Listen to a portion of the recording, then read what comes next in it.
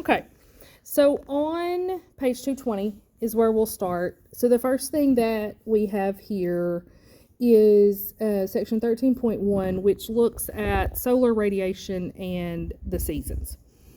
So the amount of solar energy from the sun that strikes the earth is determined by two things: the sun's intensity, okay, and duration. So how strong is the light coming in, the energy coming in, and then how long does it last? Okay.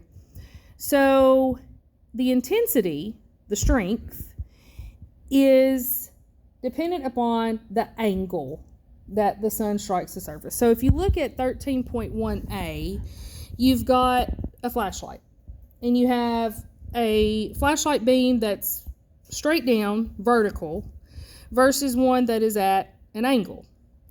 Well, the one that's vertical, the one that's right at 90 degrees, you get a smaller spot, but it's very intense.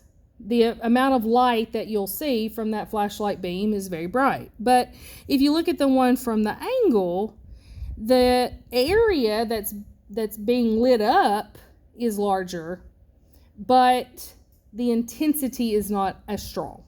Okay, and you've all experienced this using a flashlight, right? You can see great close up, but you can't see further out because the intensity goes down. So the intensity and the duration vary from place to place, from time to time, and that's what gives us our seasons. So in activity 13.1, you've got this beam of sunlight, and it says on figure 13.2, extend the 1 centimeter wide beam of sunlight from the sun to point A. Extend the second 1 centimeter wide beam beginning at the sun to the surface at point B. So take your ruler and just make a straight line from the lines that are already drawn there to the surface.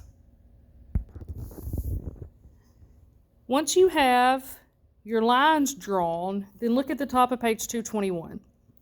It says, using a protractor, which I've given you, measure the angle between the surface and the beam of sunlight coming from the sun to point B. So the one that you drew at an angle, use your protractor and find the angle between the surface of the earth and the beam of sunlight.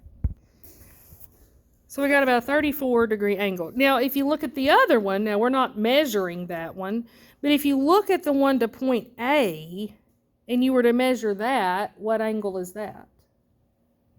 90 degrees, right? It makes a right angle, okay?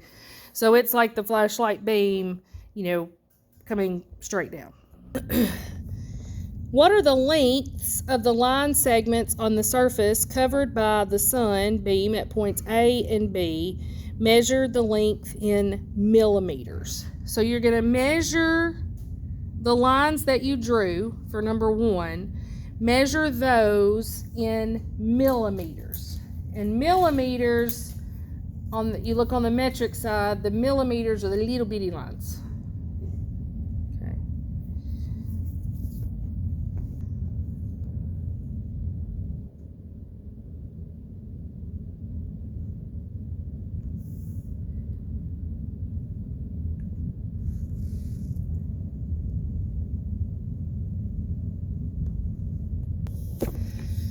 Number 4 says, which beam, A or B, is more spread out at the surface and covers a larger area?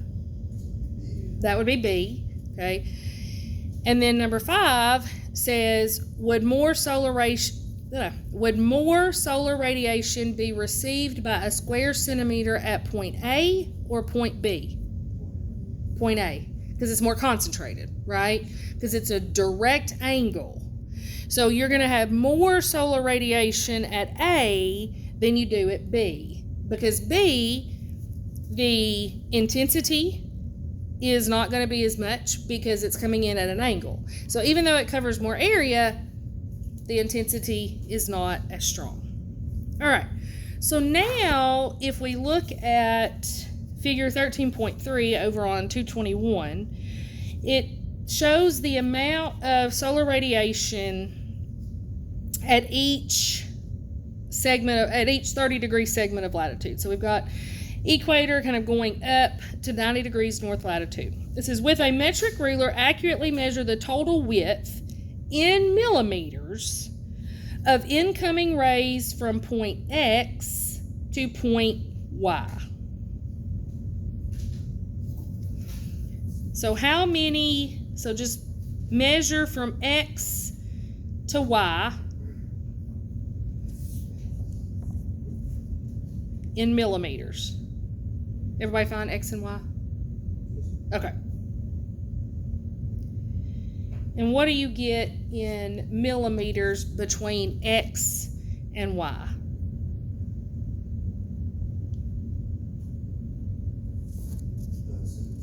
74, 76, 75, somewhere around 75, right? Okay. Now, number 7 says assume that the length of the line, XY, which we just found out is somewhere around 75 millimeters, represents 100% of the solar radiation intercepted by the northern hemisphere. What percentage of the total incoming radiation is concentrated in each of the following zones? And it tells us that you calculate percentage by dividing the amount in the question by the total amount.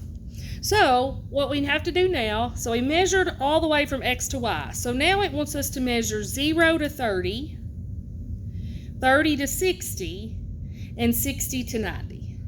So where those orange lines kind of come across, that's your division between each one of these. So first we're going to measure from 0 to 30.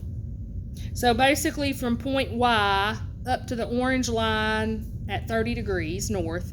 Then you're going to measure from 30 to 60, and then you're going to measure from 60 to 90, and record that in the first set of blanks on number 7. Then you're going to divide that by the total you got in 6 to get your percentages. Okay, so you're going to measure